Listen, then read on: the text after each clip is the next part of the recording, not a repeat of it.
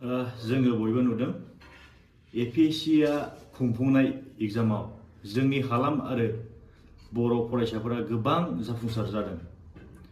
Success जानो हानाय गासैबो फरायसाफोरनिसिम आंनि फारसेनिफ्राय कंग्रेचुलेशन्स थाबाय आरो बिथांमोननियाव मोनसे आसा थाबाय जोंनि इयुन जोलैफोरखौ फैगौ टाइमाव गोग्गो सोलोंथाइ लानायाव थुलुंगा होगोन होनना।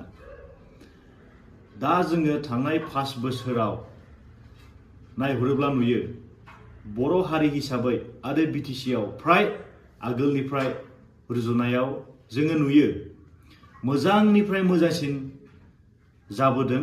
थिग देग्लायबो बर'फोरा 9 जन जोङो गिदिर अफिसार मोननो हाबाय। बिनि अनगायै जों नुबावदों थांनाय 5 बोसोरनिफ्राय नायोब्ला बर'फोरा हारसिंनो मोनफ्रोमबो बोसोराव प्रिलिम पास जाना मेनसिमाव 150 जन पास जानाय फरायसाफोर। बिनि गेजेराव जों नायना नुबावबाय गासैबो प्रमद बर' सारनि समनि सुपार 50 यूपीएससी आरो एपीएससी इनिशिएटिभनिफ्राय फैनाय। जोङो दिनै साबायखर बावनो नांगोन प्रमद बर' सारखौ बर' हारिनि थाखाय आरो बे हालामनि थाखाय बेसेबांबा गिदिर हाबा मावलांनायनि थाखाय।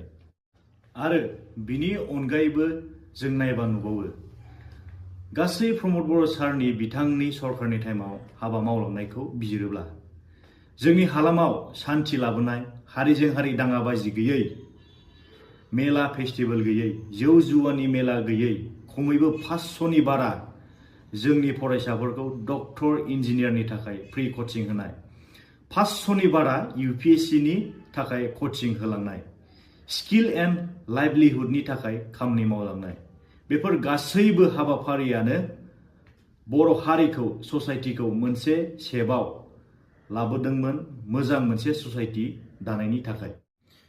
नाथाय दिनै जों नुबाय प्रमद बर' सारनि सरकार गैयैनिफ्राय गोबां दावराव दावसि, गावजों गाव नायलायनो हायै, जौ जुवानि फेस्टिभेल, सोरखौबा बुनो होसोनाय, दम होनाय आरो बायदि बायदि। बेबायदियाव जों गोग्गो समाज दानो हागोन ना? दा गिदिर सोंथि जाना थाबाय।